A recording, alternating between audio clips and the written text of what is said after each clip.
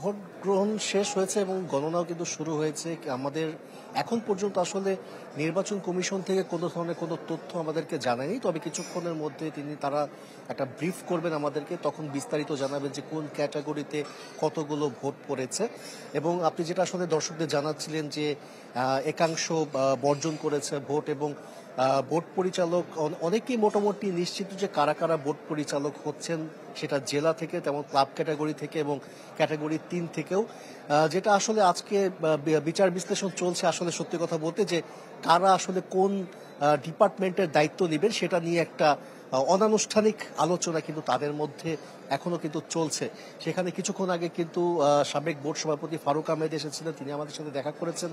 তিনি যেটা একটা আভাস দিয়েছেন যে হয়তোবা আজকের মধ্যেই একটা মোটামুটি একটা ড্রাফট হয়ে যাবে যে কারা কোন দায়িত্ব পাচ্ছেন।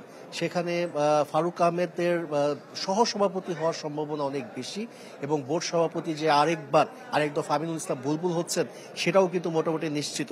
এবং ক্যাটাগরি 3-এ যে দুজন প্রতিদ্বন্দ্বী ছিলেন, দেবব্রত পাল এবং খালেদ মাসুদ পাইলট, সেখানে আমরা যতদূর জানতে পেরেছি যে খালেদ মাসুদ পাইলট এগিয়ে আছেন এবং তার বোর্ড পরিচালক হওয়ার সম্ভাবনা কিন্তু বেশি। শাহনাজ। জি রুদ্র, আপনাকে ধন্যবাদ। বাংলাদেশ ক্রিকেট বোর্ড নির্বাচনের ভোট গ্রহণ শেষে চলছে গণনা।